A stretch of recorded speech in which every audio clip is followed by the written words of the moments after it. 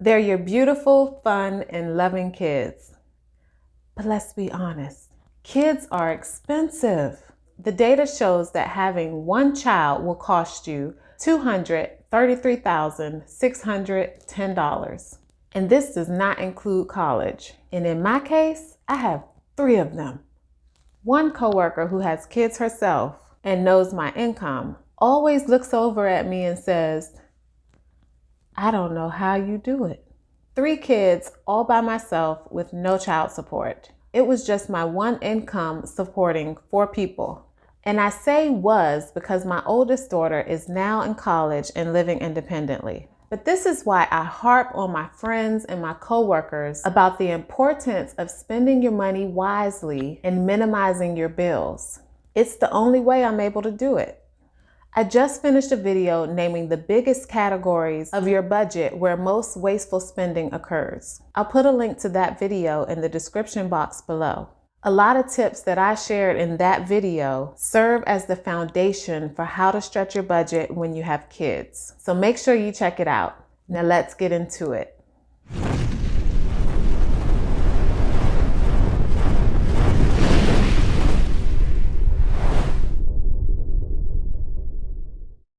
Desperate times call for desperate measures. What were some of the ways that you cut costs and survived when your income was minimal or non-existent?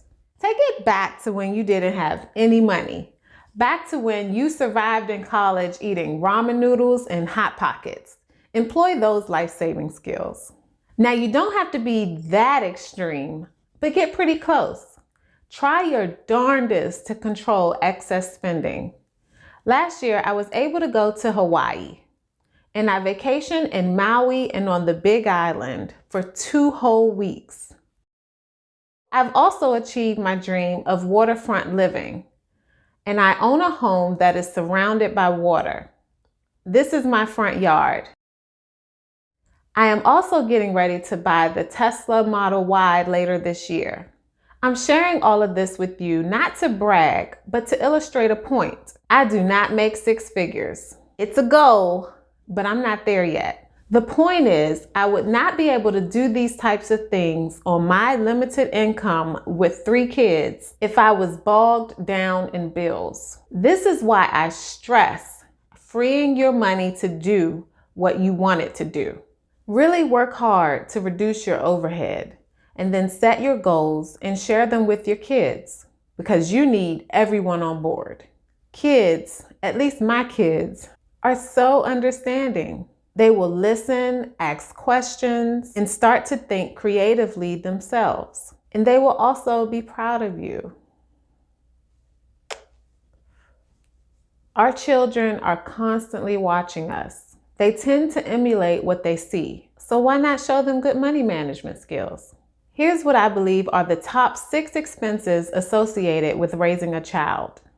I'm going to share the money saving tips that I know of, but I'm sure you all know of some others because moms are savvy. So by all means, please leave your money saving tips in the comment box below and let's all add some tools to our tool belt. All right, let's get started. The first and best idea is to pay a loved one to keep your child. Whether it's a grandparent or a great aunt or another retired person. If you know of someone and they are willing, this can be great on so many levels. The savings from astronomical daycare fees that are oftentimes equal to what you pay in rent or for mortgage can be huge. And good Lord, don't have 2 in daycare at the same time. Whew, you may as well quit your job. Your pockets will live on empty. But if you're able to strike a deal with your loved one, you will benefit not only in money savings, but your child will also benefit from the individualized care and attention from someone who loves them. Those additional hours of nurture and support during those critical years is something that money just can't buy. If that isn't an option, look for an in-home childcare provider who has been caring for children for 10 or more years, because if they've been doing it for that long, more than likely, they truly love what they do. Now, I am finally over the hump in terms of childcare fees, but believe me, I've paid my fair share of them. First, it was daycare fees, and then it was before and after care fees. And with the way my children's births are spread out, I've paid childcare fees for a grand total of 20 years. So believe me, I feel your pain. But if you're still in this stage, just rest assured in knowing that eventually that line item in your budget will disappear. Shelter is an expense we often don't consider.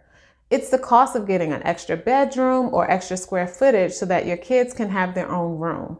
What it costs to get a 2-bedroom versus a 1-bedroom can be a price difference of 15 to 43%. That's a lot of money. This is why I can't stand when I hear fathers complain about child support. We wouldn't have to have 2, 3, or 4 bedrooms even if we didn't have kids.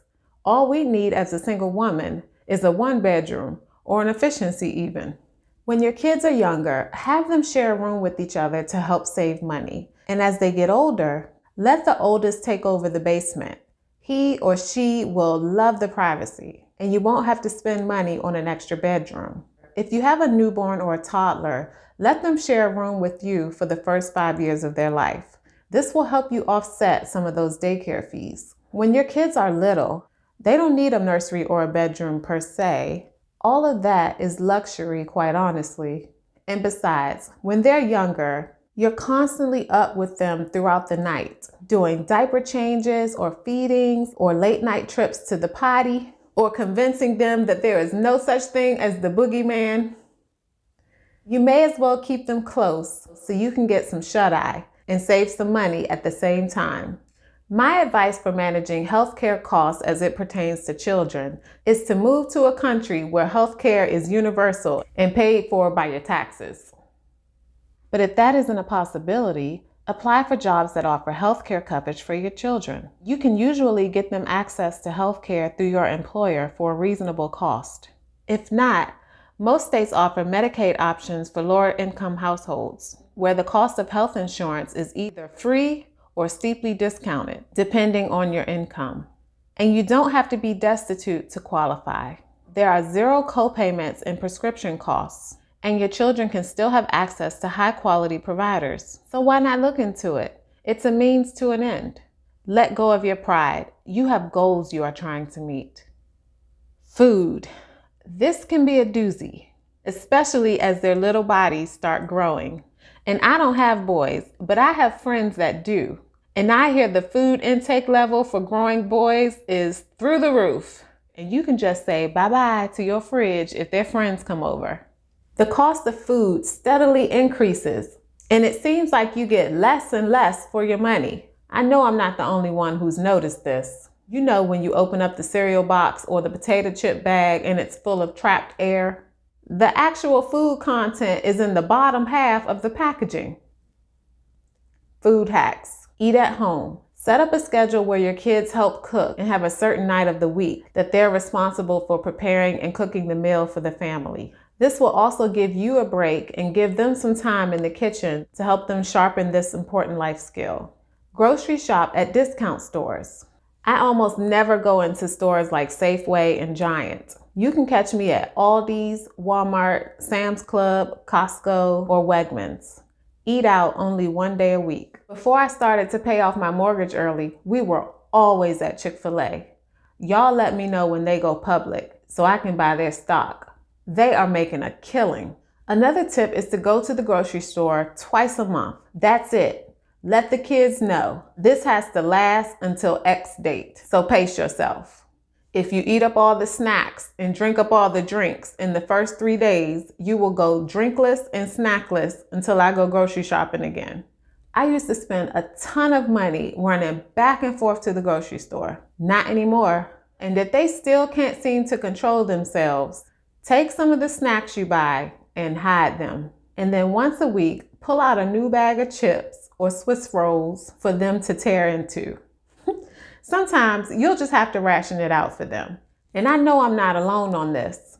There have been many days where I've considered investing in a mini fridge for my room. I have even hidden snacks and drinks that I would like to keep for myself underneath my bed, so I know it'll be there when I want something sweet. But when I did that, I ended up gaining a couple of pounds, so I stopped doing that. Kids grow so fast, and they frequently have growth spurts that will render a brand new pair of jeans useless 2 months later. This is why I've always bought their clothes and shoes to allow room for growth.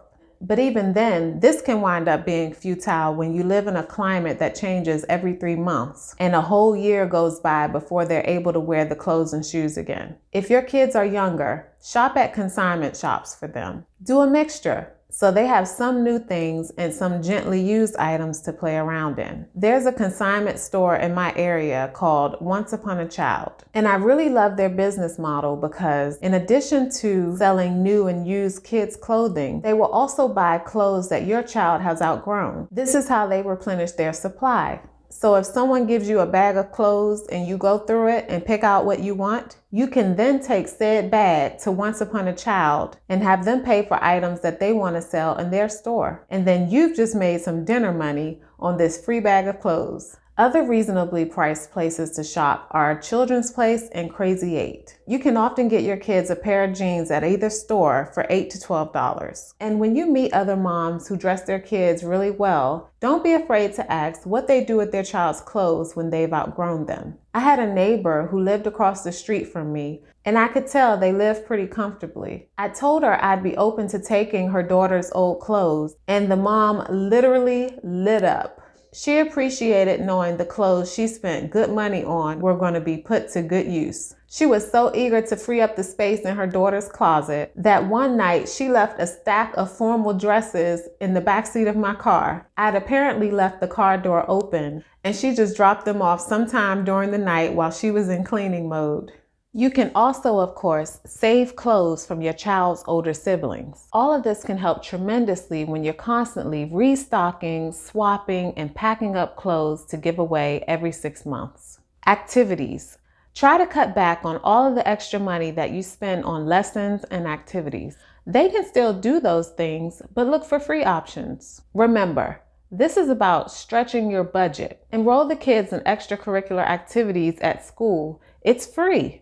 And even in church, again, it's free. My 2 oldest daughters auditioned and got into the performing and visual arts school here in our county. So they got dance and singing lessons for free. My 2 youngest joined the band, and they got to explore and experiment with playing the violin and learning that it was not their strong point, all without costing me a dime. The chorus, liturgical dance, the choir, cheerleading, track, there were little to no costs for me for these programs. As parents, we just had to pay for uniforms and a nominal cost for any equipment. Now, this may not be a solution for everybody because maybe you're raising the next Mozart or Michael Jordan, but I'm just sharing what has worked for me and my family. And my kids still get to do other things that are outside of the school, like gymnastics. But it's the things that they've repeatedly asked me for and show a genuine interest in. There is very little frivolous spending. Last year, we went on vacation to SeaWorld and Disney for a nominal cost for a whole 7 days. My extended family was having their family reunion in Orlando and invited us to come along. I am so thankful to them for that, because I wouldn't have been able to afford the travel, the cost of the hotel, the food, the theme parks for 4 people for 7 days. Keep your ear to the ground for good deals and snatch them up when the opportunity presents itself. Birthday parties, get picky about which birthday parties you allow your children to attend, because there is always the pressure of having to bring a gift. And make sure the gift you give doesn't break the bank. My go-to is always a 99-cent card and some money, because I know exactly what it will cost me. And who doesn't love getting money? I plan to do a video on how you can teach your kids to be financially responsible. So be sure to subscribe and hit the notification bell so you get the alerts. There are so many financial gurus and people offering advice on how to save money, and you will undoubtedly come up with your own methods that align with your risk and tolerance level. What works for you could be a culmination of things you've heard or read about from different sources. Everyone and every situation is different. But whatever path you choose, get serious. Don't just keep talking about it.